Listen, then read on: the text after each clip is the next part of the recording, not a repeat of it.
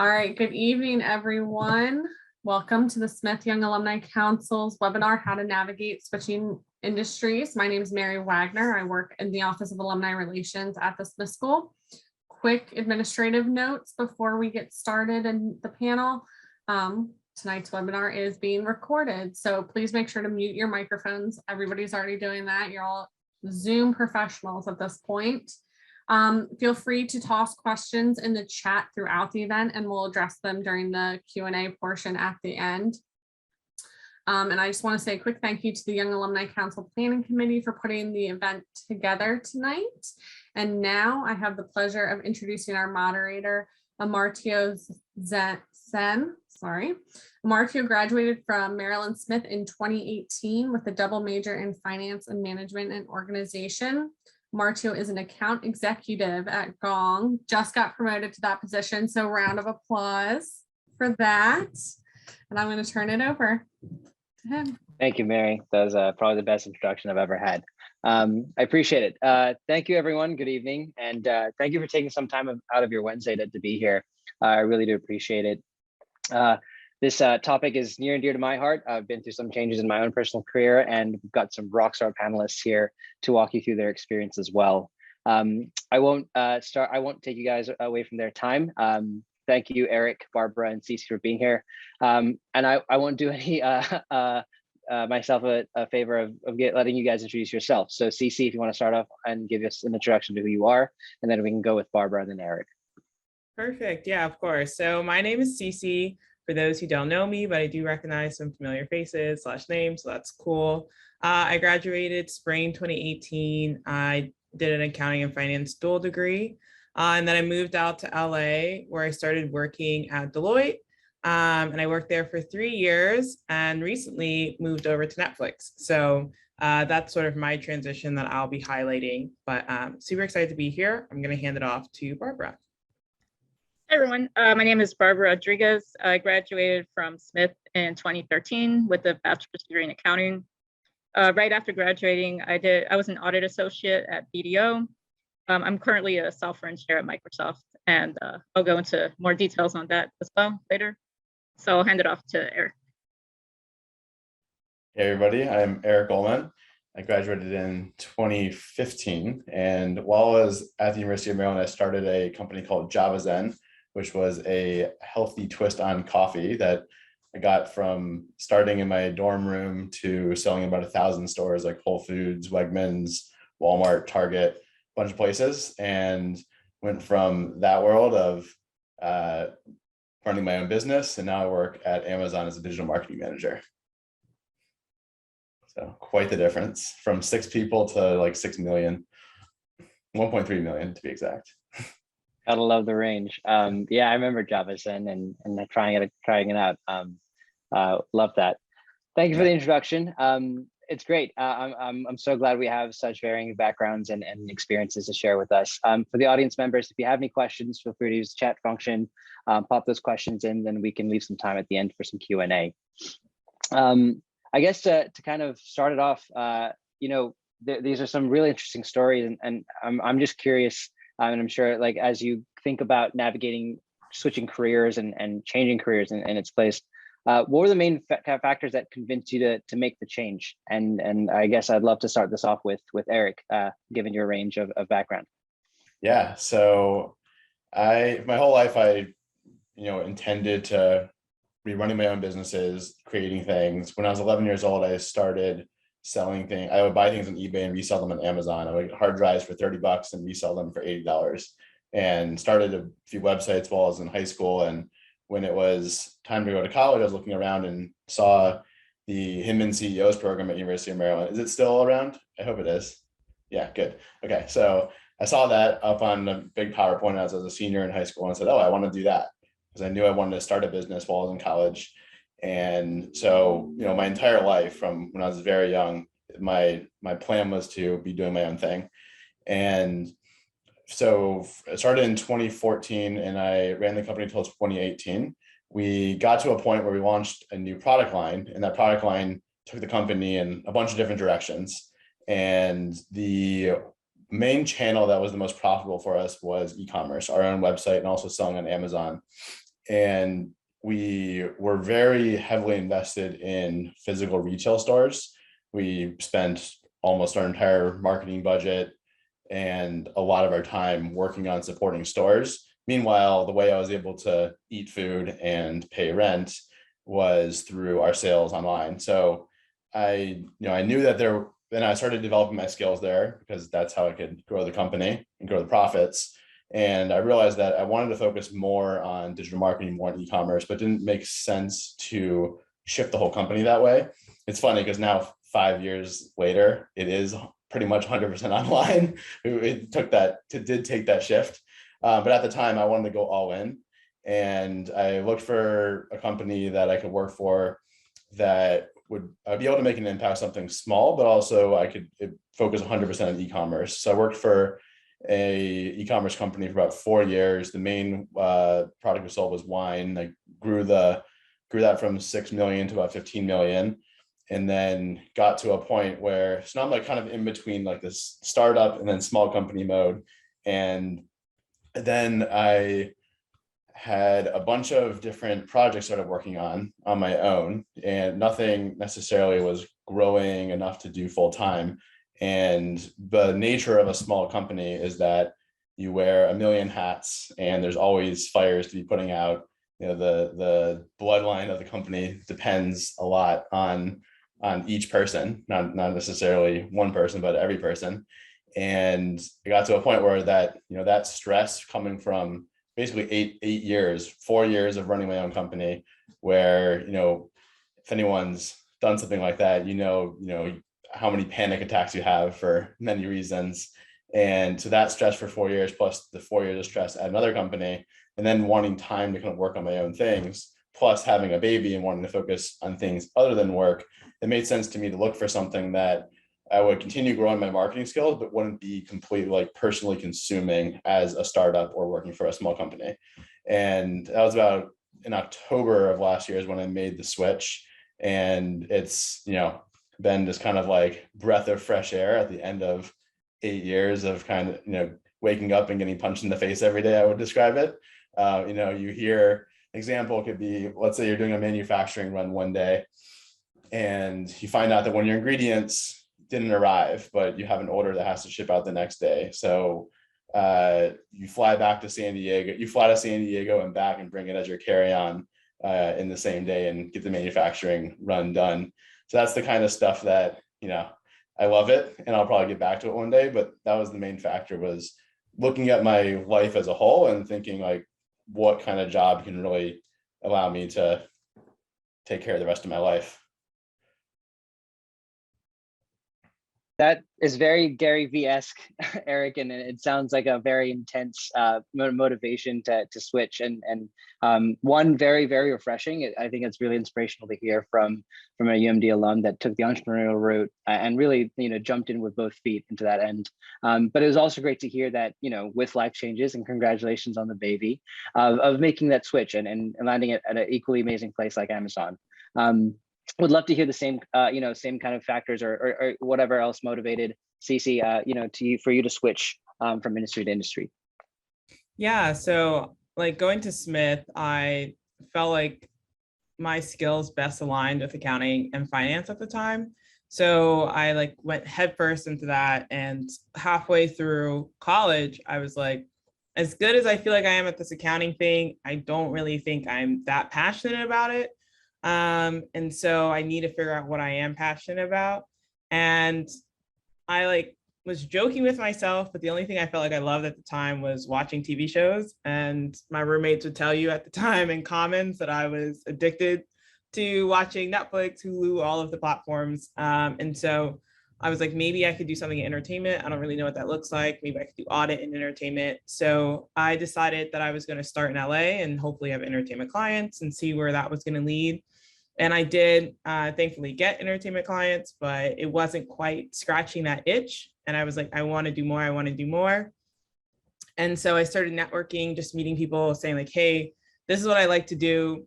Does this job exist? What do you think? You're in the business. Have you heard of anything that sounds like what I'm interested in? And someone finally brought up production finance, which is basically a group from the studio side that deals with like budgeting and tracking costs for shows. And so we just help the crew on set deal with anything that comes up in terms of costs during a production. We deal with all the budgeting before, and we deal with, wrapping things up until it hits our service and dealing with any costs that come up afterwards. That's like the simplified version of what we do. And so I was like, yeah, that actually sounds really cool. I'm hands-on. I'm going to be, touching a show. I'm going to know what's going on. I have to interact with other groups and that deal with production, which include like our creative team, our music team, our VFX team. But I'm still using the skills that I know, which is like accounting for money. So this sounds like a great opportunity. And so once I figured out what, was going to scratch that itch for me, it really just became figuring out how I could get that opportunity. And so I'm sure we'll get into that maybe a little bit more, but just a mix of networking some more and applying for the job and networking a little bit more is how I ended up at Netflix in production finance. That's incredible. So it sounds like, Eric, you were able to, wanting to focus on a skill set, but, wanting a, change of lifestyle, I guess. CC, I guess, it was using a skill set, but using it in an industry that you were a little bit more passionate about, let's put it that way. And Barbara, I would love to hear about, what were kind of the main influences or factors that contributed to you to switching industry as well? Okay. So when I started at Maryland in 2009, I was pre-med, and I realized quickly that I didn't want to be a doctor. So that's kind of what made me change to the business school. But even like in 2013, when I graduated, I kind of felt a little bit like I fell into it, and maybe like I could have done more experimenting and picked something else. But then I figured like I didn't want to go back to school. I didn't want to like go to law school because like it would be a lot of money. So when I graduated, I kind of put it out of my mind. I was like, well, this is what I studied. This is what I'm going to do. And then after being in my career for about 2 years, I was thinking that like I was good at like the accounting work and kind of moving up to senior accountant, but I was thinking that the career path in public accounting is going to be being like a manager and then senior manager and partner. So like the more you go up past senior accountant, is a big focus on like client relations and business development. And I didn't really want to focus on that, but I also didn't want to be like stuck at the senior accountant level. So once I switched from audit, when I was working in audit, I didn't really have much time to think about like, could I pursue a different career because I was really busy. But then after around 2 years, I switched to federal advisor at Deloitte. And that was like a 40-hour week schedule. So I kind of had time to think like, maybe is it feasible for me to switch to something else and something that's more cool and less kind of business development. So the reason why I decided to look into programming was because at the time I didn't want to go back to school, and I figured this is something I could like dabble in without a big upfront cost, either a huge time commitment or like a lot of money.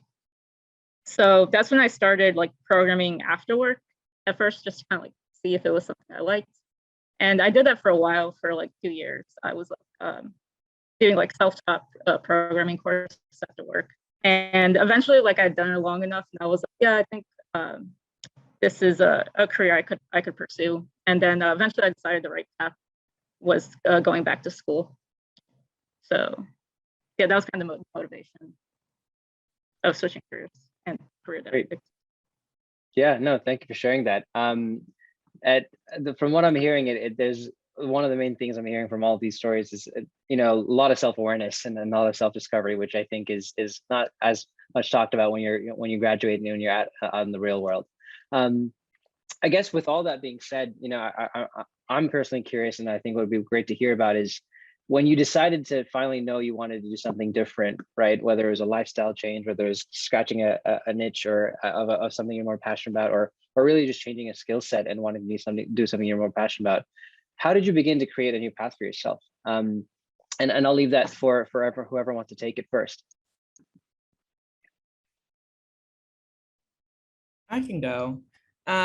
So essentially when it came to like navigating, finding that new path, I kind of mentioned this when I was talking earlier that I was just networking, but I literally would tell anyone who did anything remote. Honestly, if you just asked me, like it could be a friend. If you asked me like, oh, what do you do? I would say what I want to do, like what I do, but also what I want to do. And it's funny how many people, want to help you when you do that, because it's kind of hard, especially like for me, I had moved to a new city. So it's not like I had the weight of like all of this UMD alumni in DC or New York, or the weight of my connections and all the networking I did in college that was really for the DMV area. I didn't really have that. So for me, like anybody who would listen to me was all I had. But it was really fascinating to see just how willing people were to help. And so I was like at like Saturday church function or something, and I was talking to this guy and I was like, yeah, but I really want to move into entertainment, something related to money. I don't know. He was like, I have a friend who works in finance at Netflix. Like, you should talk to him. And that's sort of how I got the Netflix bug.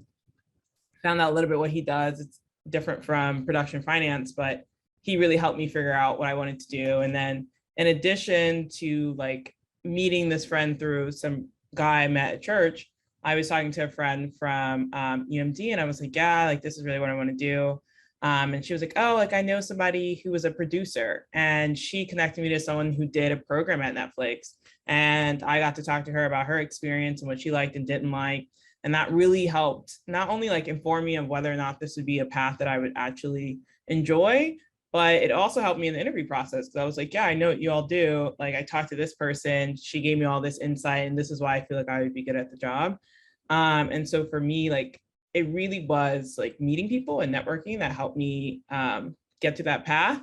And I feel like a little bit was luck. It really, I guess, was like preparation and opportunity, the whole saying. But I like it definitely was heavy just talking to people to one, figure out what it would look like, and two, like actually having the insight to be able to know the steps I needed to take to make that career move. But I also did other things. Like I took a class in production accounting, which is more what the people on the show do. So I could better understand like from a show perspective what they're doing. And then I also like really I didn't harass the recruiters, but like I like really connected them, and they were like, yeah, well, I'll have a phone call with you. I was like, yes, please. Like, I'd love to talk to you. And in a very like organic, like I genuinely just want to like know, like just I have questions. I just want to know like what your thoughts are. I connected with a recruiter just to hear more about like what production finance was well before I applied. So by then they forgot that I didn't know.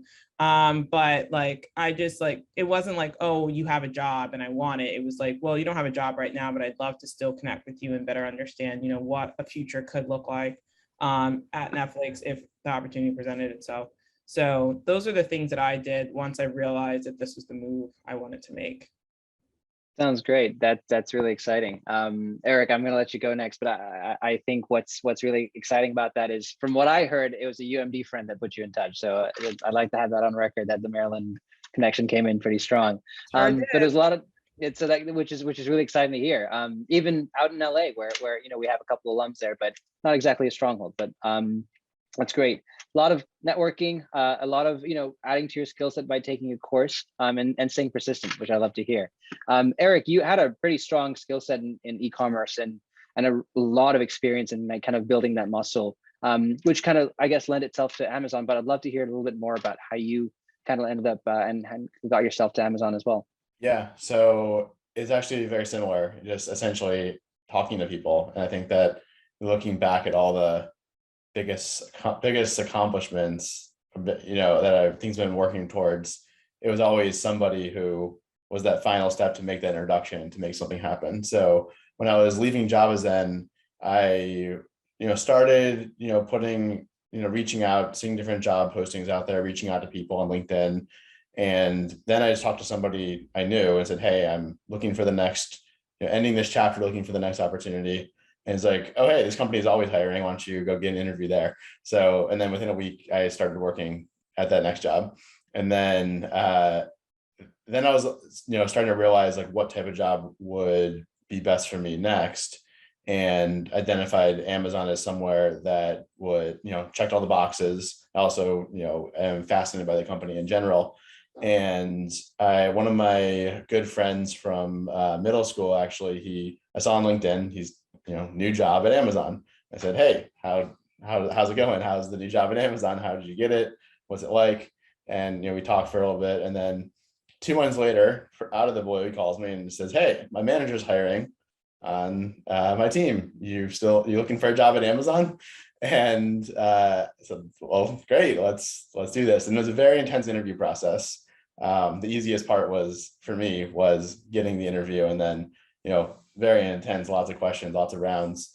And yeah, so that was for me, this the common pattern, just reaching out to people, telling them what you're looking to do, what you want to do, what you need help with, and you'd be surprised by how much that help ends up coming to you.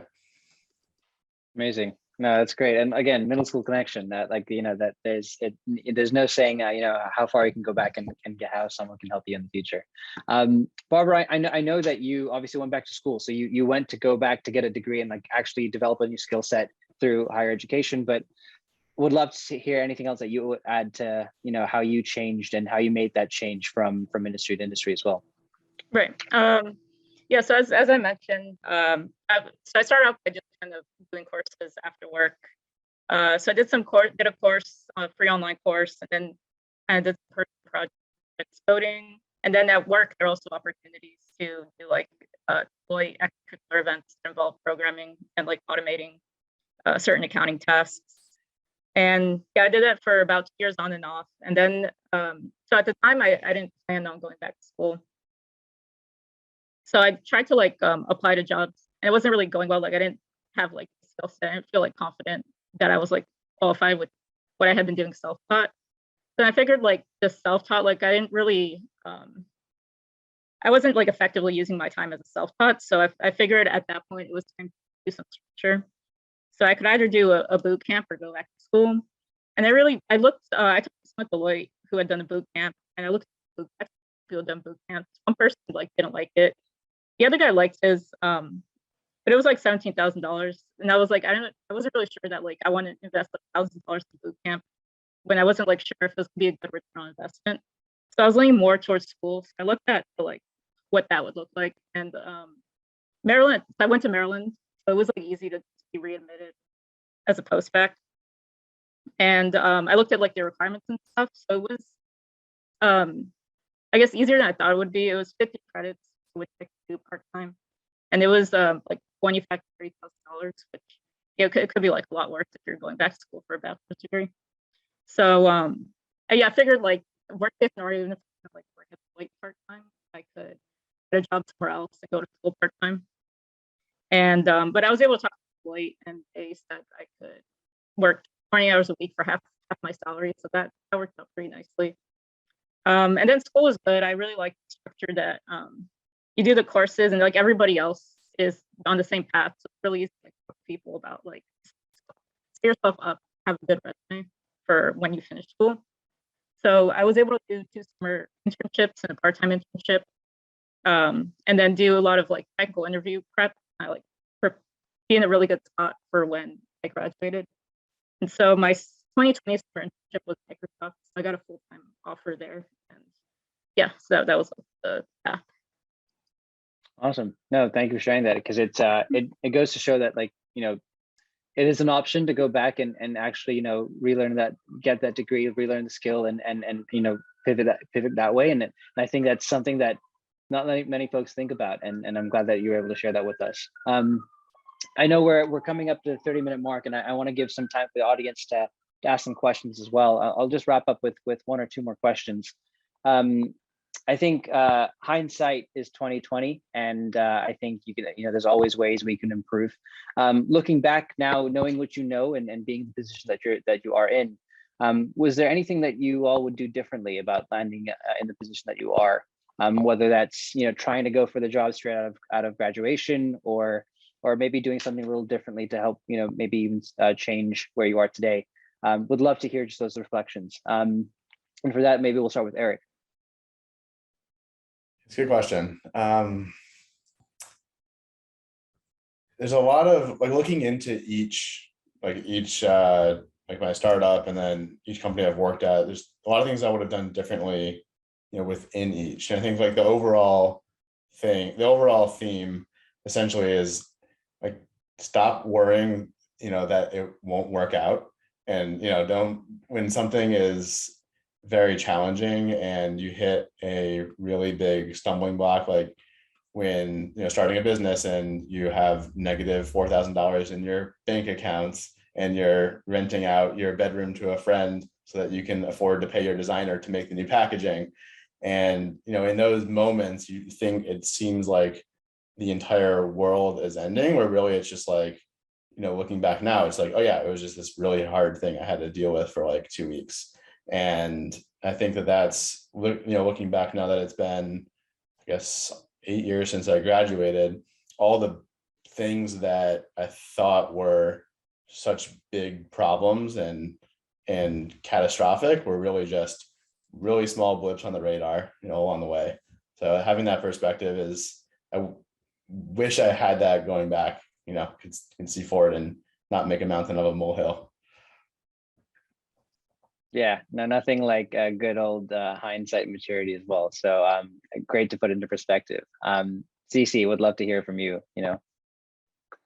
Yeah, honestly, as crazy as this would sound to myself, who was before I got this job, I actually probably wouldn't change anything, because I will say, like, between Smith and working at Deloitte, I think the skills I gained in just professionalism like have really helped me in this new role, because I think there's something about, and I really do credit Smith as well, because I noticed this when I got to Deloitte. There's just something about both of those places that really teach you how to be an adult and how to like conduct yourselves in, I guess, more of a corporate environment. And I will say, like, because I'm a little less corporate than like the standard, and Netflix is way less corporate than the standard, I feel like I hit the right spot in terms of professionalism. Like, I understand how to engage with our external parties. I understand how to engage with our different departments. And I don't know if I would have been able to, one, like, learn that skill in Smith if, like, I don't know, I try to go and film or something. And two, exercise that skill at Deloitte if I left any earlier. Like, maybe if I could have left a year earlier, that would have been great. But outside of that, I think honestly, the journey I went on has set me up for the best level of success. So I personally wouldn't change anything, as difficult as it was. I love that you are meant to be exactly where you are. So I totally believe in that as well. Barbara, would love to hear that. Hindsight, anything you do differently? Yeah. So one thing is that since I got my job at Microsoft, two people have reached out to me, one from accounting and one from a political science background, being like, oh, I'm thinking of switching to programming. Like, what did you do? So I definitely would have done that. I would have reached people on LinkedIn who were where I wanted to be and got more advice. And then in hindsight, I definitely would have only done a few months of self-taught programming and then gone to school after that. Great. Yeah, no, that it's always great to have, I guess, like foresight from folks that are in the position. I guess it kind of answers the questions you may have as you're approaching the journey. We have got a question in the chat, and honestly, I would love to give it to the audience. I guess before I do that, I think it was Liz that put it in. The one question I have is, any general advice, anything else you want to cover, anything else that you think people should know as they look to navigate industries, switching industries or switching careers? And for that, let's start that off with Cece. Yay, because I actually do have an answer. So the rest of you can think. I would just say one thing that I learned is that it's never too early, it's never too late to change careers. No career is too crazy to change to. I think that, like, when I was going into accounting, I was just like, no, like, I guess when I picked my major, I told myself, like, this is it. Like, I was even scared to change majors. Granted, I didn't really want to, but when people did, I was like, are you crazy? But like, you really don't have to stick with whatever your degree typically leans towards. You really can pick up new skills as life goes on, and you can really move to whatever career is calling your name. So just don't feel stuck and don't feel limited, even when you're thinking about what career do I want to do instead. Don't feel like, oh, but I only can do this list. Like, Barbara is a software engineer, but I've never thought I could do that from audit. So I definitely think that, like, you can really run the gamut, and it's literally never too late. So even if you're like, oh, I like what I'm doing now, like, okay, keep doing it. That's totally fine.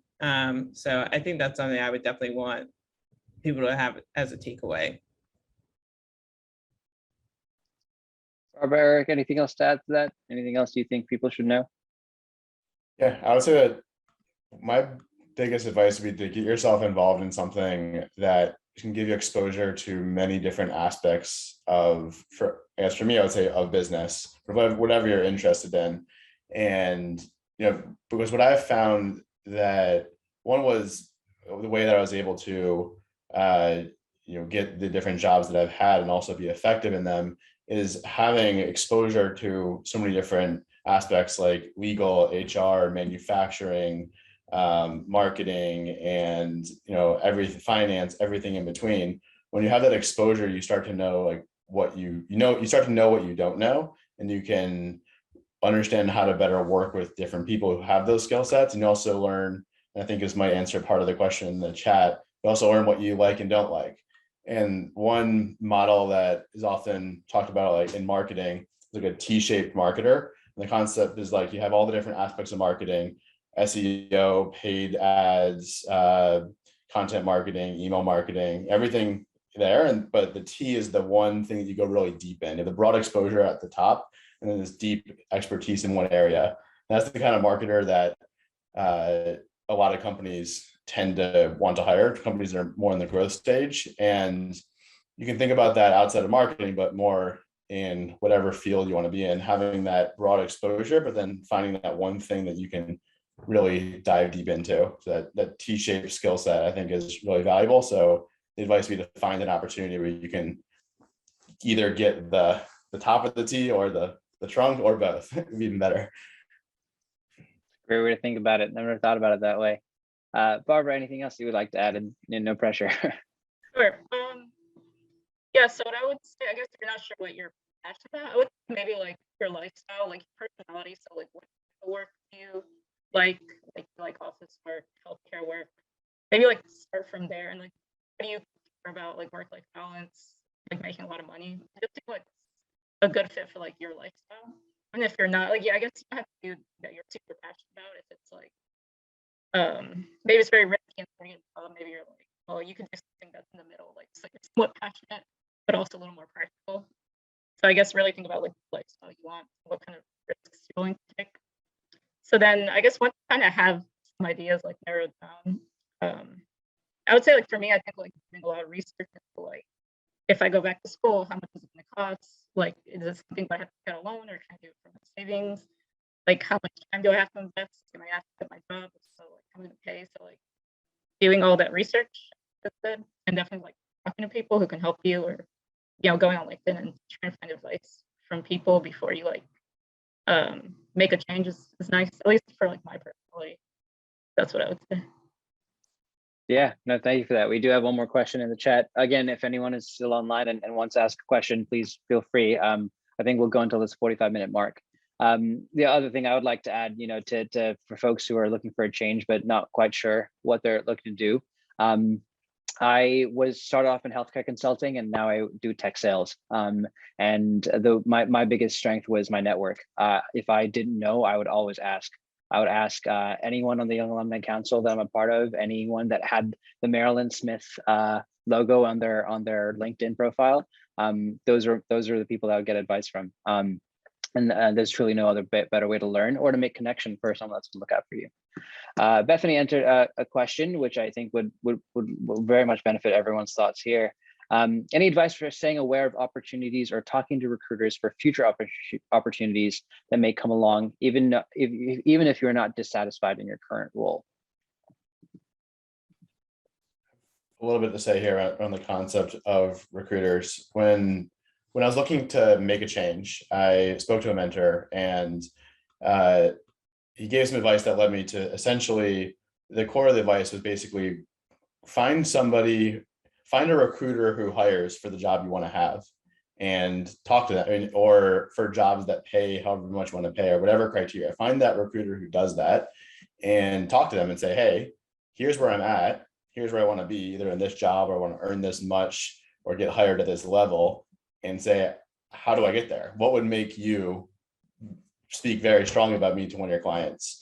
And that I had a few conversations like that, and guided me along the way and even improved what I was doing, but 2 years before I made a switch, because it kind of helps you understand like what skills you need to build, and they're things that will benefit you, benefit the company you're working for. So I think that that's what I would say to start is figure out who the recruiter is, or a few of them in the space, or who hires for what you want to do, and just ask them. Don't have to pretend that you're qualified now. Just say, here's where I'm at, here's where I want to be.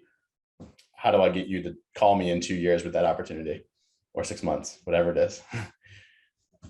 I just want to echo that, because that's exactly what happened with me. So he's right. Nice. Yeah, Barbara, I mean, if you have anything, I would love to hear, because that'd be great to hear from you. Okay, I would say for me, I haven't done as much talk to recruiters, but I guess keeping in touch with people from like your internship class, people from your college class, and like people you met in your career, because I think like it's easy to like, if you're keeping in touch with them, it's easy to like ask them if they're hiring, and like, or maybe like especially even people within your current company, if you want to like switch roles, like keeping in touch with people is good. So yeah, that's about. I think that's what I have. Yeah, I would like. Sorry. I'm right. Yeah, go on. You want to say something, Cece? Yes, just one other thing I'll add, because if you don't like, if you're not actively looking, or you don't even think you want to leave, so you don't want to put in a lot of work to find the recruiter or have conversations with them, things like that. I would say like LinkedIn is pretty great about like having tons of job opportunities. So if you can at least narrow it down to like a certain type of job, that you can flag that in LinkedIn, which is what I did. When I was looking, whenever I would see a job posting, I read the description and be like, oh, this sounds cool. I figure out what like the tag was and just like tag that kind of job position so I could see more of them coming through. And LinkedIn will send you a notification, sometimes multiple times a day, like there's more job postings. So you don't have to go to the recruiter route if you just want to see what opportunities are out there to just pique your interest. And if stuff starts speaking to you, then that could be your next step of being like, okay, this might be somewhere I want to move to in a year or two.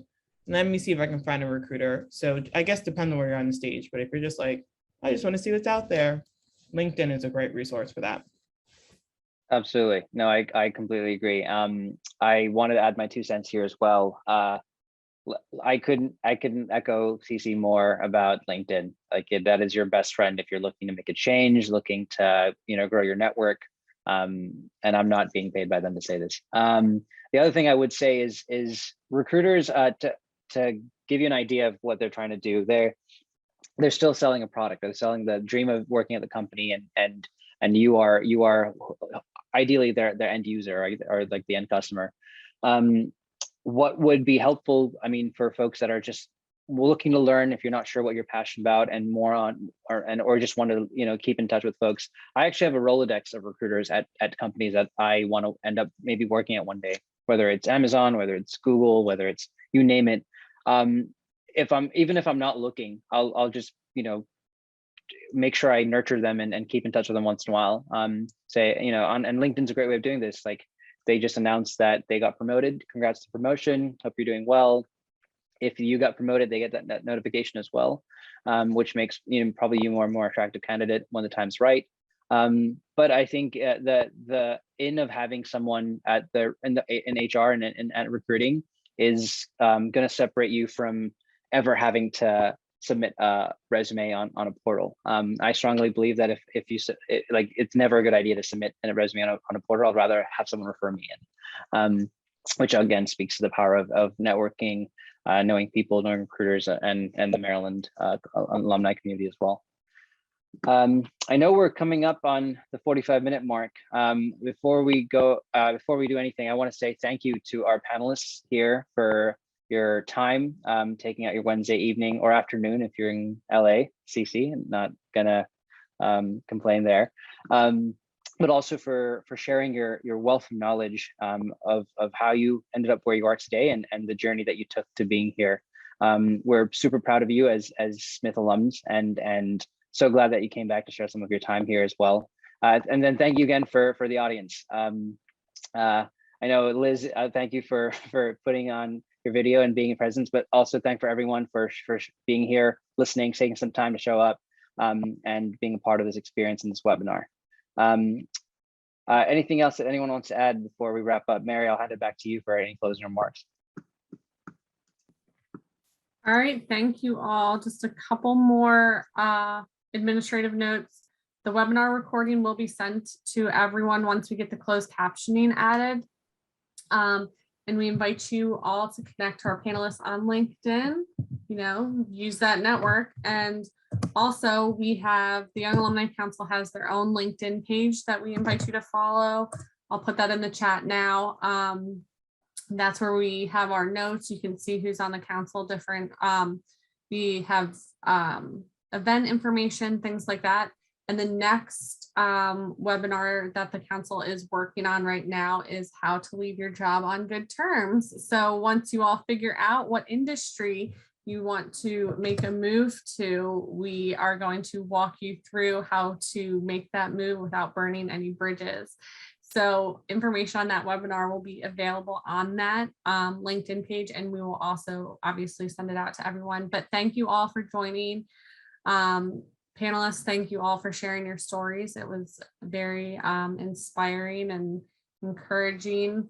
So thank you all, and I hope you all have a good night.